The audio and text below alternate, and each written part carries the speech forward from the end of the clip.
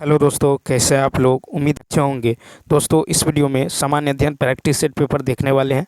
यह video BPSC tree 4.0 के लिए अत्यंत आवश्यक है, तो आप लोग लास्ट तक जरूर बने रहिएगा। तो चलिए शुरू करते हैं क्वेश्चन नंबर 40 से। इससे पहले आप नए हैं तो चैनल को सब्सक्राइब कर लीजिए, बेल आइकन को प्रेस कर लीजिए और एक बार वीडियो को शेयर कर दीजिए। तो चलिए शुरू करते हैं।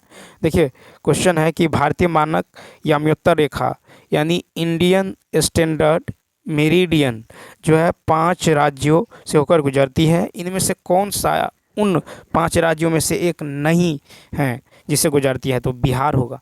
ठीक है, तो भारत के 5 राज्यों जिनसे होकर भारतीय मानक मेरिडियन गुजरता है वे राज्य हैं आपको यूपी, ठीक है, मध्य प्रदेश, उत्तर प्रदेश, मध्य प्रदेश, उसके बाद होगा छत्तीसगढ़, ठीक है, छत्तीसगढ़, उड़ीसा और आंध्र प्रदेश। ठीक है, तो उत्तर प्रदेश, मध्य प्रदेश, छत्तीसगढ़, उड़ीसा एवं आंध्र प्रदेश से होकर गुजरती है। नेक्स्ट क्वेश्चन देखिए। नेक्स्ट है कि मानव शरीर में पाई जाने वाली सबसे बड़ी ग्रंथि कौन सी है? तो दूसरा ऑप्शन। तो देखिए, घुटने हिंज का जोर को घुटने हिंज का जोर जो जांघ की हड्डी यानी फीमर एवं निचले पैर की बड़ी हड्डी टिबिया के मिलने से बनता है। घुटना शरीर का सबसे बड़ा जोड़ा होता है, उसे सबसे अधिक तनाव का सामना करना पड़ता है क्योंकि यह अपने ऊपरी भाग के संपूर्ण भार को सहारा देता है। ठीक है, तो यहाँ पे हो जाएगा जानु संधि यानी नी जॉइंट। तो मानव शरीर में पाई जाने वाली सबसे बड़ी संधि है जानु संधि यानी जो है नी जॉइंट। उसके बाद चलिए देखते हैं नेक्स्ट क्वेश्चन। नेक्स्ट क्वेश्चन है कि सूर्य या अन्य तारों की ऊर्जा का स्रोत क्या है? तो दूसरा ऑप्शन नाभिकीय संलयन। सूर्य एवं समस्त तारों के ऊर्जा का स्रोत हाइड्रोजन का हीलियम में रूपांतरण जो नाभिकीय संलयन का भाग है। सूर्य में होने वाली परमाणु अभिक्रिया को जो है प्रोटॉन चक्र कहा जाता है। ठीक है, तो यहाँ पे हो जाएगा कि सूर्य का अन्य तारों की ऊर्जा का स्रोत क्या है? नाभिकीय संलयन, नाभिकीय संलयन। नेक्स्ट है कि राष्ट्रीय जलमार्ग फर्स्ट देश के इनमें से किन 2 शहरों के मध्य जलमार्गी परिवहन हेतु पहले से ही संचालित है? तो ऑप्शन देखिए, तो ये हो जाएगा आपको तीसरा ऑप्शन हाल्दिया प्रयागराज। तो हाल्दिया यानी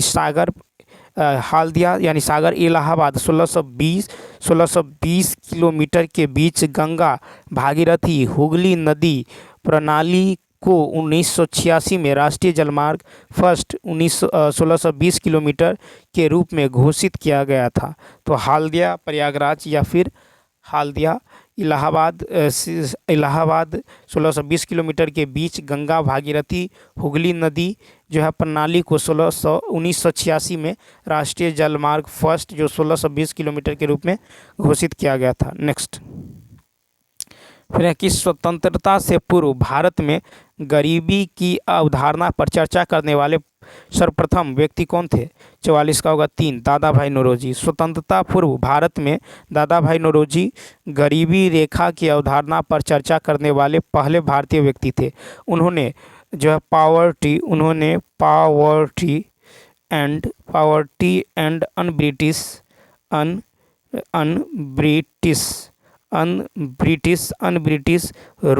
अनब्रिटिश रूल इन इंडिया में इसका वर्णन किया है। ठीक, अब चलिए देखते हैं क्वेश्चन नंबर नेक्स्ट। फिर है विलय और विलायक के समांगी मिश्रण को कहा जाता है? तो विलय कहा जाता है, विलय। तो देखिए, बिलियन जो है बिलियन एक समांगी मिश्रण होता है। बिलियन एक समांगी मिश्रण होता है जिसमें एक विलायक में घुला हुआ विलय होता है। ठीक है, जिसमें एक विलायक में घुला हुआ विलय होता है। तो देखिए, विलय और विलायक के समांगी मिश्रण, तो बिलियन एक समांगी मिश्रण होता है जिसमें एक विलायक में घुला हुआ क्या होता है? तो विलय होता है। ठीक है, उसके बाद देखिए कि विलय वह पदार्थ है जिसे घोला जाता है जबकि विलायक घुलने वाला माध्य पदार्थ है। विलयन कई अलग अलग प्रकार एवं विलय व विलायक के रूपों के साथ जो है बनाया जा सकता है। ठीक है, तो चलिए देखते हैं नेक्स्ट क्वेश्चन। नेक्स्ट है कि भारतीय संविधान में विधिपूर्ण शासन यानी रूल ऑफ लॉ का विचार इनमें से किस संविधान से लिया गया है? 46 का होगा 3, ब्रिटिश। तो भारत ने ब्रिटिश संविधान से जो है सरकार का संसदीय स्वरूप लिया है। एकल नागरिकता का विचार, विधि के शासन की अवधारणा, स्पीकर की संस्था व उसकी भूमिका, विधायी प्रक्रिया, ये सब लिया है। ठीक है, तो भारतीय संविधान में विधिपूर्ण शासन का विचार जो है ये ब्रिटिश से लिया गया है। नेक्स्ट, अब देखिए क्वेश्चन नंबर नेक्स्ट है कि उत्तर प्रदेश में स्थित त्रिवेणी संगम में निम्नलिखित में से कौन सी नदियां मिलती हैं? तो फर्स्ट, गंगा, यमुना, सरस्वती। त्रिवेणी संगम गंगा, यमुना एवं पौराणिक सरस्वती नदी का संगम है। ठीक है, तो यहाँ पे हो जाएगा ए ऑप्शन। नेक्स्ट क्वेश्चन देखिए, क्वेश्चन नंबर 48 है कि क्वेश्चन नंबर 48 है सोमगो झील भारत के किस राज्य में स्थित है? तो 48 का 2, सिक्किम में। तो देखिए, तो सोंगमो झील जो है जिसे सोंगमो झील या चांगगू झील के नाम से भी जाना जाता है, सिक्किम के पूर्वी सिक्किम जिले में जो है एक हिमनद झील है। ठीक, नेक्स्ट फिर है कि निम्नलिखित में से कौन सा दर्रा सिक्किम को चीन से जोड़ता है? तो दूसरा, नाथुला दर्रा। तो पुराने देखिए यहाँ पे जो हो जाएगा 49 का जो होगा, यानी पुराने रेशम मार्ग पर स्थित नाथुला दर्रा जो है सिक्किम को चीन के तिब्बत स्वायत्त क्षेत्र से जोड़ता है। 1959 में चीन के जनवादी गणराज्य द्वारा तिब्बती विद्रोह को दबाने के बाद इसे लगभग 4 दशकों के लिए सील कर दिया गया। नेक्स्ट क्वेश्चन देखिए 50 है कि महत्वपूर्ण जो है विदेशी यात्रियों और उस शासक या राजवंश जिसके शासनकाल के दौरान वे भारत आए थे का निम्नलिखित में से कौन सा युग्म जो है सुमेलित नहीं है? 50 का हो जाएगा आपको तीसरा ऑप्शन, जॉन जॉर्डन शाहजहाँ। तो देखिए, इटालियन यात्री निकोलाओ मनुची 1653 से 1708 मुगल सम्राट शाहजहाँ के शासनकाल के दौरान भारत आया था। ठीक है, कौन आया था? इटालियन यात्री निकोलाओ मनुची। ठीक है, उसके बाद देखिए क्वेश्चन नंबर 51 है कि जनरेटर नामक उपकरण परिवर्तित करता है। दूसरा ऑप्शन, यांत्रिक ऊर्जा को विद्युत ऊर्जा में। तो विद्युत जनरेटर एक उपकरण है जो यांत्रिक ऊर्जा को विद्युत ऊर्जा में परिवर्तित करता है। एक जनरेटर का कार्य सिद्धांत चुंबकीय क्षेत्र के प्रभाव में एक विद्युत कंडक्टर को स्थानांतरित करता है। एक विद्युत आवेशों का प्रवाह शामिल होता है। किसी चालक के चुंबकीय क्षेत्र के प्रभाव में या स्थिर चालक के उतार चढ़ाव वाले चुंबकीय क्षेत्र में हिलने से तार के दोनों सिरों के बीच वोल्टेज का चढ़ाव है, जिसके कारण तार में करंट उतार प्रेरित होता है। नेक्स्ट कहता निम्नलिखित में से कौन परंपरागत कृषि विकास योजना का उद्देश्य नहीं है? 52 का हो जाएगा आपको तीसरा ऑप्शन। क्या होगा? तीसरा, ग्रामीण और शहरी क्षेत्रों में रोजगार के अवसर पैदा करना। तो परंपरागत कृषि विकास योजना का उद्देश्य निम्नलिखित है कि इसका उद्देश्य पर्यावरण के अनुकूल कम लागत वाली प्रौद्योगिकियों को अपनाकर रसायनों व कीटनाशक अवशेषों से मुक्त कृषि उत्पादों का उत्पादन करना, ग्रामीण युवाओं, किसानों, उपभोक्ताओं, व्यापारियों के बीच जैविक खेती को बढ़ावा देना, जैविक खेती में नवीनतम तकनीकों का प्रसार, भारत में सार्वजनिक कृषि अनुसंधान प्रणाली के विशेषज्ञों की सेवाओं का उपयोग करना, एक गांव में कम से कम एक क्लस्टर का आयोजन करना। नेक्स्ट है कि सकल घरेलू उत्पादन निम्नलिखित में से किसका मूल्य है? तीसरा ऑप्शन। तो देखिए, सकल घरेलू उत्पादन जो है एक विशिष्ट वर्ष के दौरान उत्पादित सभी अंतिम उत्पादों एवं सेवाओं का। तो जीडीपी का अर्थ होता है सकल घरेलू उत्पाद होता है। यह जो है एक समयावधि के दौरान किसी देश में उत्पादित व बाजार में बेची गई सभी अंतिम वस्तुओं व सेवाओं के कुल मौद्रिक मूल्य का प्रतिनिधित्व करता है। जीडीपी आर्थिक गतिविधि का सबसे अधिक उपयोग किया जाने वाला मापदंड है। नेक्स्ट देखिए, क्वेश्चन नंबर 54 है कि खुदाई खिदमतगार नामक संगठन के सदस्य किस नाम से लोकप्रिय थे? तो देखिए इसका राइट आंसर होगा फर्स्ट, लाल कुर्ती। खुदाई खिदमतगार उत्तर पश्चिम सीमा प्रांत में एक पश्तून स्वतंत्रता सेनानी अब्दुल गफ्फार खान जिसे सीमांत गांधी के नेतृत्व में भारतीय उपमहाद्वीप पर ब्रिटिश कब्जे के खिलाफ एक अहिंसक आंदोलन था। ठीक है, उन्होंने खुदाई खिदमतगार के सदस्यों को संगठित किया गया था। ठीक है, और इसके सदस्य लाल कुर्ती पहनते थे, इसलिए इसे लाल कुर्ती आंदोलन कहा जाता है। नेक्स्ट फिर है कि निम्नलिखित में से कौन सा संसाधन जीवाश्म ईंधन है? तो तीसरा ऑप्शन कोयला। तो कोयला को जीवाश्म ईंधन कहा जाता है क्योंकि यह उन जीवाश्म से बनाया गया था जो कभी जीवित थे। ठीक है, आज हम जिस कोयले का उपयोग करते हैं उसे बनने में लाखों वर्ष लगे हैं। गर्मी व दबाव ने जीवाश्मों को कोयले में परिवर्तित कर दिया है। नेक्स्ट फिर है कि भारतीय संविधान की किस धारा के अंतर्गत राज्यों के अंतर्राष्ट्रीय शांति एवं सुरक्षा संबंधी दायित्व का उल्लेख किया गया है? तो इसका होगा फर्स्ट, राज्य के नीति निर्देशक तत्व। राज्य के नीति निर्देशक सिद्धांतों को जो आयरिश संविधान से लिया गया है, इसे भारतीय संविधान के भाग 4 अनुच्छेद 36 से 51 में जो है सूचीबद्ध किया गया है। निर्देशक सिद्धांत 4 समूहों में अर्थात आर्थिक, सामाजिक, गांधीवादी, प्रशासनिक और अंतर्राष्ट्रीय शांति से संबंधित है। अनुच्छेद 51 यह घोषणा करता है कि अंतर्राष्ट्रीय शांति और सुरक्षा स्थापित करने के लिए राज्य प्रयास करेगा। नेक्स्ट फिर है कि निम्नलिखित खाली स्थान को किसी अन्य को अंतरित नहीं किया जा सकता और ये उस व्यक्ति की आय और लाभों पर अधिरोपित किए जाते हैं जो इनके भुगतान करता है। 57 का होगा 3 यानी प्रत्यक्ष कर। प्रत्यक्ष कर एक ऐसा कर है जो एक व्यक्ति या संगठन सीधे उस इकाई को भुगतान करता है जिसने इसे लगाया था।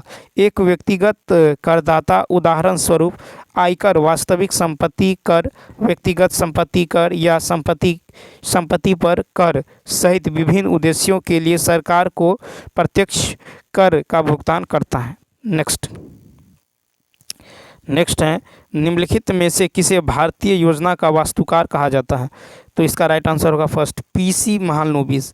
तो पीसी महालनोबिस को भारतीय योजना के वास्तुकार के रूप में जाना जाता है। ठीक है, पीसी महालनोबिस को जो है भारतीय योजना के वास्तुकार के रूप में जाना जाता है। एक स्वतंत्र भारत के योजना आयोग के सदस्य के रूप में उन्होंने एक ऐसी योजना के निर्माण में एक बड़ी भूमिका निभाई जो भारत को देश के भीतर तीव्र गति से आर्थिक विकास को देखेगी एवं उपनिवेशवादियों द्वारा छोटी कई गरीबी को मिटाने में मदद करेगी।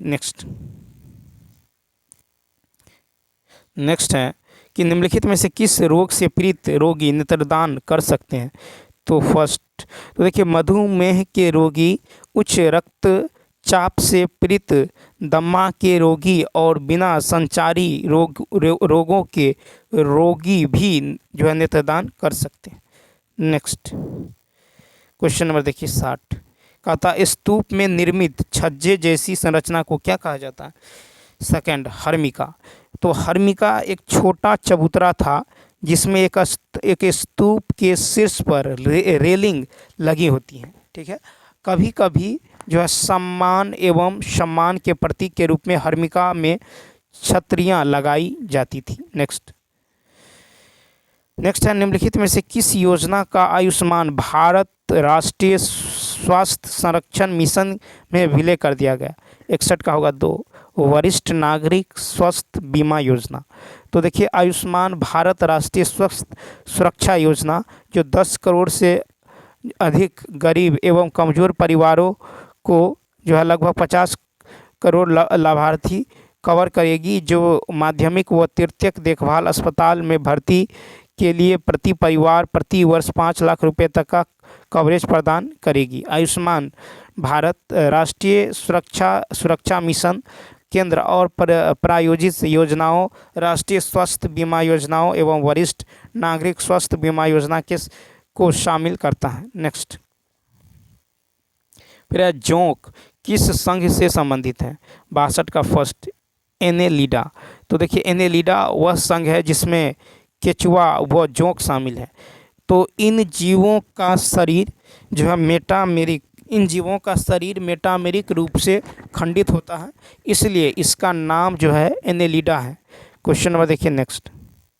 फिर नेक्स्ट है कि दक्षिण भारत में स्थित इनमें से कौन सी पहाड़ियों की चोटी का नाम डोडा बेटा है। तो देखिए डोडा बेटा जो है ये 2695 मीटर तमिलनाडु की सबसे ऊंची चोटी है। डोडा बेटा नाम जो है शाब्दिक अर्थ है बड़ा पहाड़। ठीक है, यह पश्चिमी एवं पूर्वी जो है घाटों के जंक्शन पर है एवं नीलगिरी हिल्स रेंज के सौंदर्य को परिभाषित करता है। तो इसका राइट आंसर होने वाला है 63 का आपको तीसरा ऑप्शन, नीलगिरी पहाड़ियाँ। ठीक है, तो डोडा बेटा जो है नीलगिरी पहाड़ियाँ। नेक्स्ट क्वेश्चन देखिए 64 है कि भारत के राजनीतिक प्रयासों का लक्ष्य स्वराज था।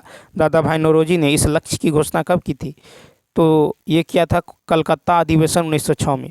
तो 1906 के कलकत्ता अधिवेशन में दादा भाई नौरोजी ने के नेतृत्व में कांग्रेस ने स्वराज को भारतीय जनता के लक्ष्य के रूप में जो है अपनाया। सर्वप्रथम स्वराज शब्द का प्रयोग स्वामी दयानंद सरस्वती ने किया था। नेक्स्ट है कि निम्नलिखित में से कौन सा कमरे के ताप पर द्रव अवस्था में मौजूद एकमात्र अधात्विक पदार्थ है। तो देखिए 65 का जो राइट आंसर होगा ये हो जाएगा 65 का हो जाएगा तीसरा ऑप्शन ब्रोमीन। तो ब्रोमीन एकमात्र अधातु तत्व है जो कमरे के तापमान पर तरल अवस्था में होता है। ठीक है, यह आवर्त सारणी के हैलोजन तत्व समूह 17 का सदस्य है। ब्रोमीन प्रकृति में पाया जाता है जो पृथ्वी की पपरी में केवल घुलनशील एवं अघुलनशील ब्रोमाइड के रूप में यौगिकों में फैला हुआ है। नेक्स्ट फिर है कि डिब्रू सैखोवा जैव संरक्षित क्षेत्र कहाँ स्थित है। तो इसका राइट आंसर होगा फर्स्ट ऑप्शन यानी असम। तो देखिए डिब्रू सैखोवा एक राष्ट्रीय उद्यान के साथ साथ असम में ब्रह्मपुत्र नदी के दक्षिणी तट पर स्थित एक बायोस्फीयर रिजर्व है। यह उत्तर पूर्वी भारत का सबसे बड़ा बदलती वन है। ठीक है, तो इसका राइट आंसर होगा फर्स्ट। क्वेश्चन नंबर देखिए नेक्स्ट। कहता है कि पिंडार नदी किस स्थान पर अलकनंदा से मिलती है। तीसरा ऑप्शन कर्णप्रयाग। तो पिंडार का उद्गम पिंडारी ग्लेशियर से होता है जो उत्तराखंड से कुमाऊं क्षेत्र के जो है बागेश्वर जिले में स्थित है। पिंडार नदी का पुराना मुहाना कर्णप्रयाग में स्थित है जहां यह अलकनंदा नदी के साथ संगम पर समाप्त होता है। नेक्स्ट फिर है कि चीनी के अल्कोहल में रूपांतरण की प्रक्रिया को क्या कहते हैं। तो देखिए 68 का जो राइट आंसर होगा ये हो जाएगा दूसरा किण्वन। तो देखिए वह क्रियाविधि जिसके द्वारा शर्करा को अल्कोहल में परिवर्तित किया जाता है किण्वन कहलाती है। एथेनॉल किण्वन एक जैविक प्रक्रिया है जो ग्लूकोज फ्रुक्टोज और सुक्रोज जैसे शर्करा को सेलुलर ऊर्जा में परिवर्तित करती हैं। ठीक है, एक साइड इफेक्ट के रूप में एथेनॉल एवं कार्बन डाइऑक्साइड का उत्पादन करती है जिसे अल्कोहल किण्वन भी कहते हैं। नेक्स्ट है कि स्तनधारियों से संबंधित निम्नलिखित में से कौन सा कथन गलत है। तीसरा ऑप्शन। तो देखिए स्तनधारियों के 4 अंग होते हैं, वे एमनियोटिक अंडे पैदा करते हैं। स्तनपायु वर्ग को स्तन ग्रंथियों एवं बालों की उपस्थिति से परिभाषित किया जाता है। स्तनधारियों के अन्य लक्षणों में उनकी त्वचा में पसीने की ग्रंथियां, उनके फेफड़ों में जो है एल्वियोली, एक 4 कक्षीय हृदय और एक मस्तिष्क आवरण जैसे नियोकार्टेक्स कहा जाता है। नेक्स्ट है कि रोगजनक सूक्ष्म जीवों की वृद्धि को रोकने वाली दवाओं को क्या कहा जाता है। तो 70 का 3 एंटीबायोटिक्स। तो एंटीबॉडी शरीर को रोगाणुओं या उसके द्वारा उत्पन्न विषाक्त पदार्थ जहर से लड़ने में मदद करते हैं। वे सूक्ष्म जीव की सतह पर एंटीजन नामक पदार्थों की पहचान करके या उनके द्वारा उत्पादित रसायनों में जो सूक्ष्म जीव या विष को बाहरी होने के रूप में चिन्हित करते हैं की पहचान करके ऐसा करते हैं। एंटीबॉडी तब इन एंटीजन को विनाश के लिए चिन्हित करते हैं। इस हमले में कई कोशिकाएं, प्रोटीन एवं रसायन शामिल हैं। ठीक है। तो एंटीबायोटिक्स, तो रोग जनक सूक्ष्मजीवों की वृद्धि को रोकने वाली दवाओं को क्या कहा जाता है? एंटीबायोटिक्स कहा जाता है। क्या कहा जाता है? एंटीबायोटिक्स। अब चलिए देखते हैं जो मैथ और रीजनिंग का क्वेश्चन जो छूटा हुआ है, ठीक है। अब चलिए देख लेते हैं क्वेश्चन नंबर मैथ रीजनिंग का जो छूटा हुआ है। देखिए यहाँ से है क्वेश्चन नंबर 31।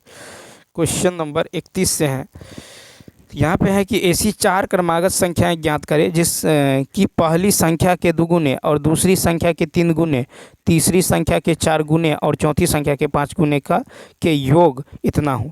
तो मान लीजिए कि क्रमिक संख्या जो है x+1, x+2 और x+ क्या है 3 है, ठीक है। तो अकॉर्डिंग टू क्वेश्चन कह रहा है कि पहली संख्या के 2 गुने और दूसरी संख्या के 3 गुने, ठीक है, तीसरी संख्या के 4 गुने और चौथी संख्या के 5 गुने का योग जो है ये कितना दे दिया गया है? ये योग दे दिया गया है आपको 236, ठीक है। कितना दे दिया गया है? तो ये दे दिया गया है आपको 236, ठीक है। अब यहाँ से हल करेंगे तो यहाँ से x का मान निकल जाएगा आपको, x का मान निकलेगा 210/14, देखिए 210/14 यानी कितना? x का मान आएगा 15, x का मान कितना निकल जाएगा? 15। तो अभिष्ट संख्या क्या होगा? 15, 15 1 16, ठीक है। और यहाँ पे होगा 17 और 18, 15 16 17 18, 15 16 17 18। नेक्स्ट देखिए कहता है यदि x+y+z इतना, xy/y/z इतना हो तो x3y3z3 - 3xyz का मान क्या होगा? तो यहाँ पे यदि गौर करें तो देखिए यहाँ पे जो हो जाएगा आपको तो AQ BQ CQ -3ABC बराबर क्या होता है? तो बराबर होता है आपको A+B+C into A² - B² - C²। तो यहाँ पे हम क्या करते हैं, देखिए यहाँ पे x² + y², यानी तो फार्मूला यहाँ पे होगा इतना बराबर क्या होगा? AQ BQ CQ -3ABC बराबर होगा A+B+C into A² + B² + C²। Minus में क्या होगा? माइनस में होगा AB - BC - CA, ठीक है। तो AQ BQ CQ बराबर होता है, यहाँ पे XYZ है तो होगा x+y+z into x² y² z² -xy -yz -zx होगा, ठीक है, -zx होगा। तो यहाँ पे यदि आप गौर करें तो XYZ का मान तो दे दिया गया है लेकिन x² y² z² का मान नहीं दिया गया है, ठीक है। तो यहाँ से x² y² z² का मान निकालेंगे कैसे? तो यहाँ पे स्क्वायर कर देंगे इसको दोनों ओर, x+y+z का स्क्वायर कीजिएगा तो ये हो जाएगा x² y² z² +2 into xy yz zx बराबर में कितना होगा? 25 होगा। बराबर में कितना होगा? तो 25 हो जाएगा, ठीक। अब देखिए यहाँ पे इतना बराबर और इधर जो है क्या है? तो प्लस में है 2 इंटू xy yz, इसका मान 8 है तो यहाँ पे 8 गुना कीजिएगा तो कितना होगा? 16। उसको इधर ले जाएंगे तो माइनस में, तो 25 - 16, 25 - 16 कितना हो जाएगा? 9 हो जाएगा। यानी इसका मान जो निकल गया है ये कितना निकल गया है? 9। कितना निकल गया है? 9 निकल गया है। तो x+y+z का मान है 5, इसका मान निकला है 9 माइनस, और देखिए माइनस कॉमन करेंगे तो ये हो जाएगा x+y+z, इसका मान जो है दे दिया गया है आपको 8 दिया गया है। तो 9 में से 8 गया कितना होगा? 1। तो 5 इंटू 1 कितना होगा? 5, यानी दूसरा ऑप्शन। नेक्स्ट कहता दो व्यक्तियों की आय का अनुपात दे दिया गया है और उनके संगत व्यय का अनुपात दे दिया गया है, ठीक है।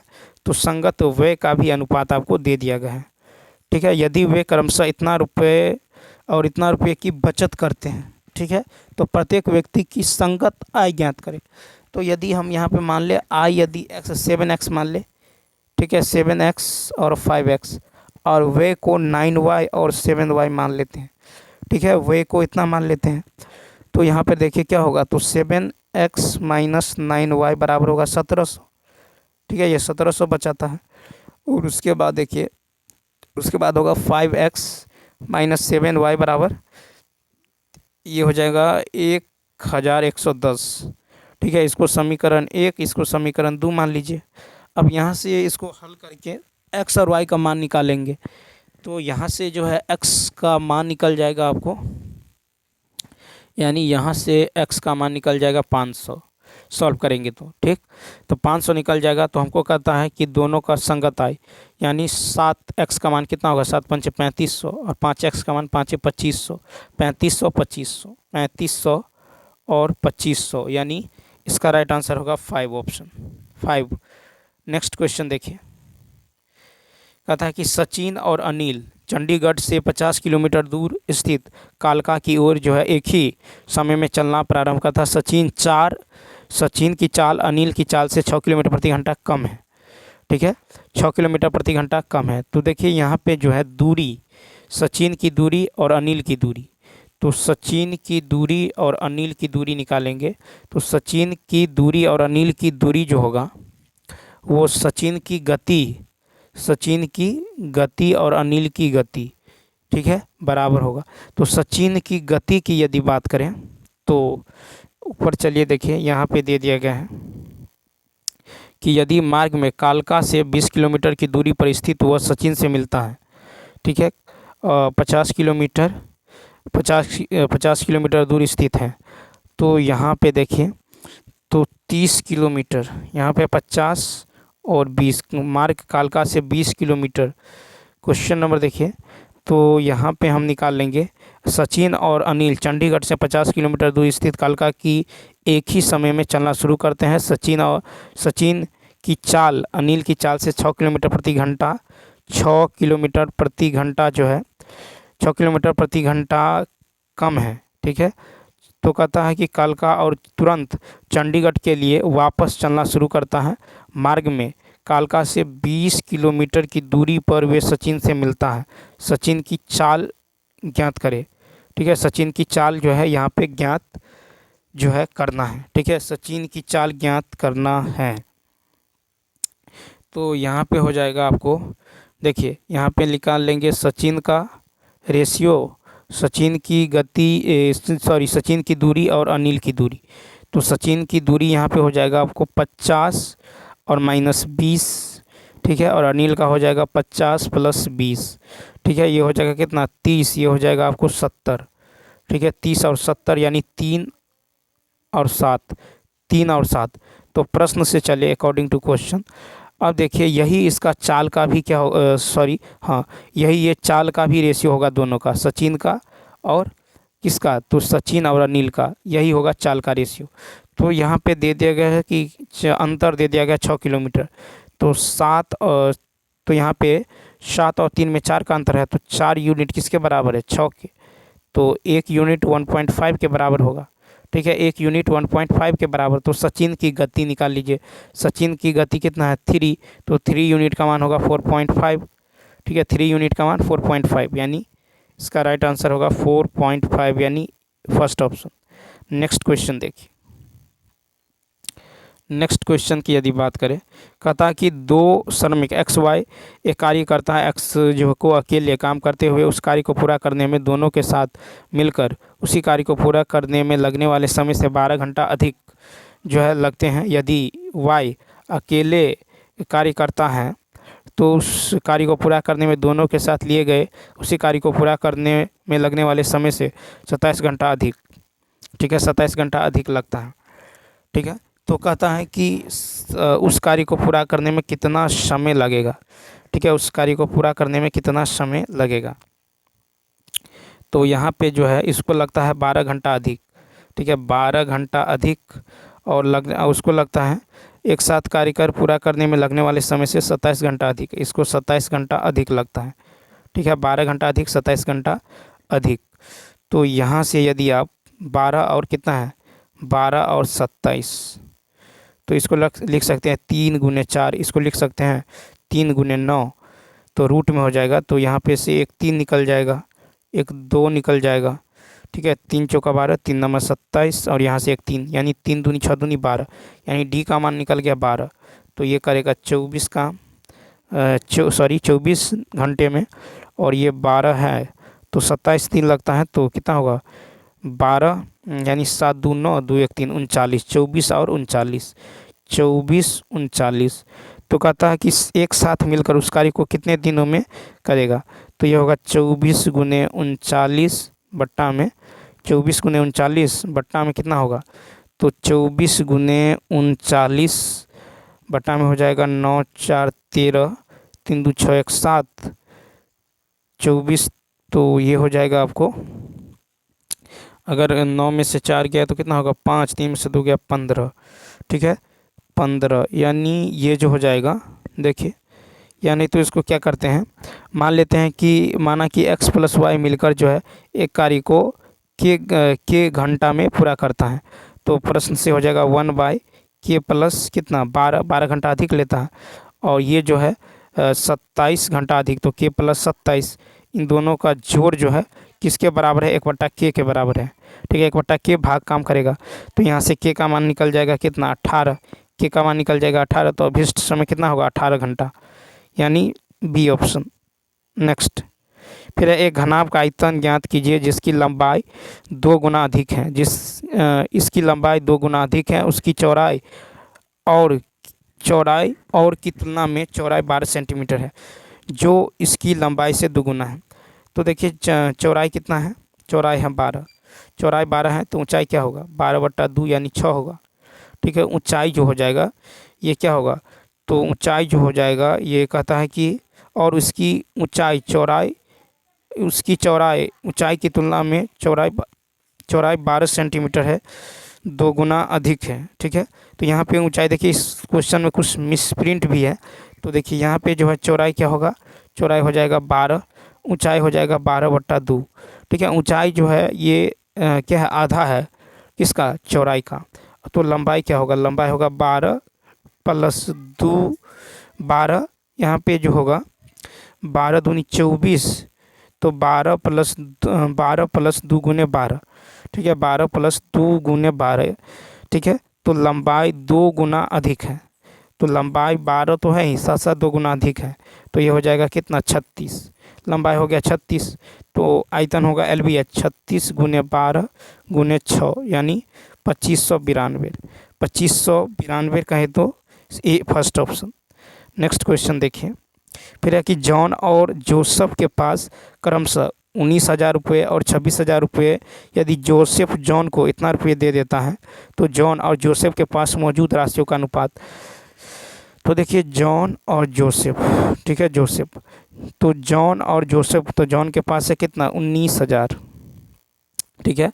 तो जोसेफ ने जॉन को इतना दे दिया, तो इसमें 1,000 उसको दे दिया तो प्लस हो गया, ठीक है। जोसेफ के पास है 26,000, उसमें से 1,000 दे दिया तो बचा कितना, इसके पास 25,000 बचा, और इसके पास कितना हो गया, तो 20,000 हो गया, 20,000, तो 3 जीरो से 3 जीरो कट गया, 5 चौका 20, 5 25, 4:5, यानी तीसरा ऑप्शन, ठीक है। तीसरा ऑप्शन क्या होगा, राइट होगा। नेक्स्ट क्वेश्चन देखिए, फिर नेक्स्ट है कि दिए गए ABC किसी वृत्त पर स्थित 3 बिंदु हैं, AB 3 है, AB 3 है, BC 4 है, तो वृत्त की त्रिज्या का माप ज्ञात करें, ठीक है। वृत्त की त्रिज्या का माप ज्ञात करना है, तो यदि यहाँ पे देखें ABC किसी वृत्त पर स्थित 3 बिंदु है, यदि AB इतना है, BC इतना है, तो वृत्त की त्रिज्या, कोण देखिए, कोण A जो है 60 है, कोण C जो है 30 है, तो कोण B कितना होगा, तो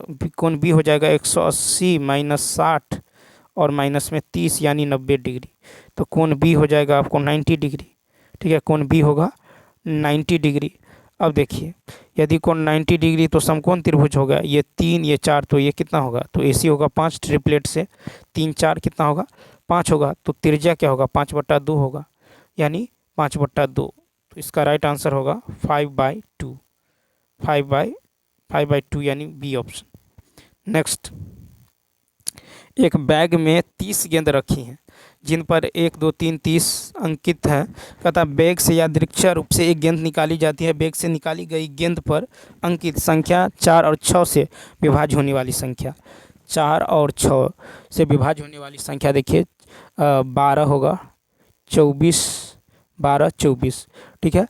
तो विभाज्य होने वाली संख्या की यदि बात करें 4 और 6 से, दोनों से विभाज्य होने वाली संख्या, तो NS तो यहाँ पे कुल हो गया 30, ठीक है, NS हो गया 30, और यहाँ पे 4 या कह रहा है 4 या 6, तो 4 या 6 से विभाजित होने वाली संख्या होगा 4 होगा, 6 होगा, 8 होगा, 12 होगा, 16 होगा, ठीक है, 16 होगा, 18 होगा, 18 होगा, 20 होगा, 24 होगा, 28 होगा और 30 होगा। यहाँ पे या कर रहा ठीक है, इसीलिए तो ये एनी कितना हो जाएगा, एनी हो जाएगा 10 होगा।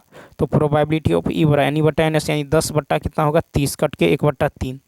तो इसका राइट आंसर होगा 1/3 यानी 5 ऑप्शन क्या होगा, राइट होगा। तो चलिए दोस्तों, इस वीडियो में इतना ही। यदि यह वीडियो अच्छा लगा हो तो लाइक, शेयर और सब्सक्राइब करना ना भूलें। साथ ही साथ कमेंट करके बताइए वीडियो आपको कैसा लगा। तो चलिए मिलते हैं नेक्स्ट वीडियो में। Thanks for watching.